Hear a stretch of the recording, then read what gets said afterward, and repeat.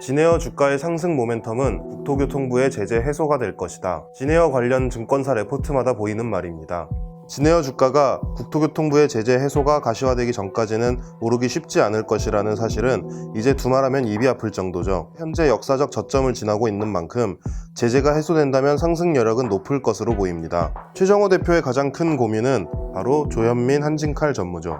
한진칼 전무로 경영에 복귀한 조현민 전무는 진에어의 긴 암흑기를 몰고 온 장본인입니다. 진에어가 한진그룹 계열사인 이상 조현민이라는 꼬리표는 뗄 수 없을지도 모릅니다. 한진칼이 진에어의 최대 주주이기 때문에 조현민 전무가 진에어 경영에 영향력을 행사할 수 있다는 우려가 나오고 있죠. 최 대표는 제도적 개선이 완료됐다고 말하고 있지만 여전히 여론은 의심을 거두지 않고 있습니다.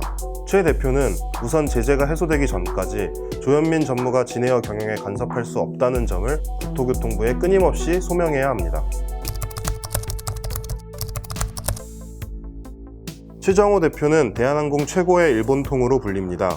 1996년에 후쿠오카 지점에서 근무하기 시작한 이후 대한항공 일본 지역 본부장을 거쳐 진에어 대표이사에 취임하기 전까지 일본에서 근무한 날이 아닌 날보다 더 길 정도입니다. 최근 진에어를 비롯한 모든 저비용 항공사의 화두는 노 재팬입니다. 대부분 저비용 항공사들은 동남아시아, 중국 등 대체 여행지 신규 취항을 통해 일본 이슈에 대응하고 있습니다.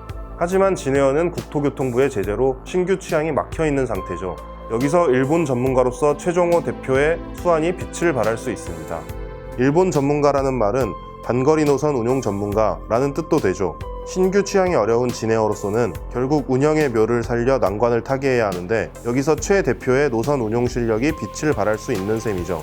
중소형 항공기를 운영하는 다른 저비용 항공사와 달리 진에어는 대형 항공기인 B777을 운영하고 있습니다.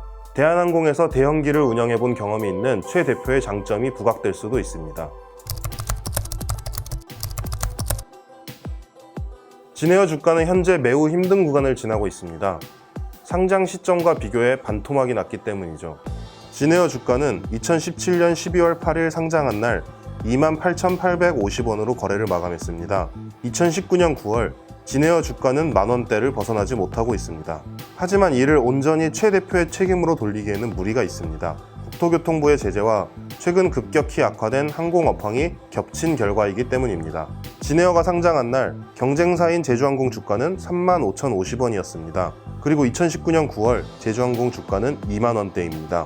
진에어보다 하락폭이 조금 덜하긴 하지만 역시 상당한 하락을 보이고 있죠. 물론 업황과 오너리스크가 주가가 반토막난 책임을 완전히 면제해 줄 수는 없습니다.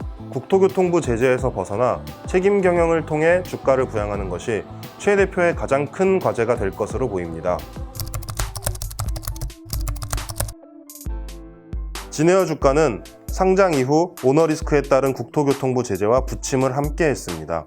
상장 이후 3만원대를 유지하던 진에어 주가가 내리막길을 걷기 시작한 것도 조현민 전 대한항공 전무의 물컵 사건 이후입니다. 등락을 반복하며 꾸준히 떨어지기 시작한 진에어 주가는 진에어의 항공면허 박탈 논란을 거치며 2만원대를 지나 2018년 8월에는 국토교통부 제재가 시작되면서 10월에 결국 만원대를 기록하고 맙니다.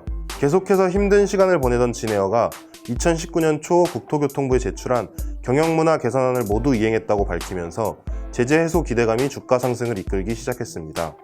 하지만 국토교통부는 묵묵부답으로 일관했고 조현민 전무가 경영에 복귀하면서 제재 해소 기대감도 차갑게 식었습니다. 여기에 항공업계의 전체적 불황이 겹치면서 진에어 주가 역시 차갑게 식기 시작했습니다. 국토교통부 제재가 길어지고 진에어의 경영도 어려워지면서 최정호 대표를 향한 직원들의 원망의 목소리가 들리고 있다는 이야기가 나오고 있습니다. 최 대표가 경영과 관련해 욕심이 많은 스타일이기 때문에 최근 진에어의 경영이 어려워지면서 지나치게 닥달한다는 불만을 가진 직원들이 늘어나고 있다고 합니다. 하지만 최정호 대표는 현장에서 오래 근무해 현장을 잘 이해하고 있는 리더로 알려졌습니다.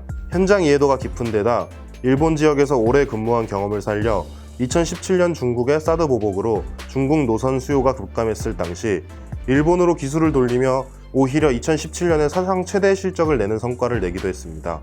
특히 2018년 한진그룹 오너일가의 갑횡포 사태 당시 최정호 대표와 관련해 아무런 구설수가 생기지 않은 것을 두고 직원들의 신임이 두텁다는 평가가 나오기도 했습니다.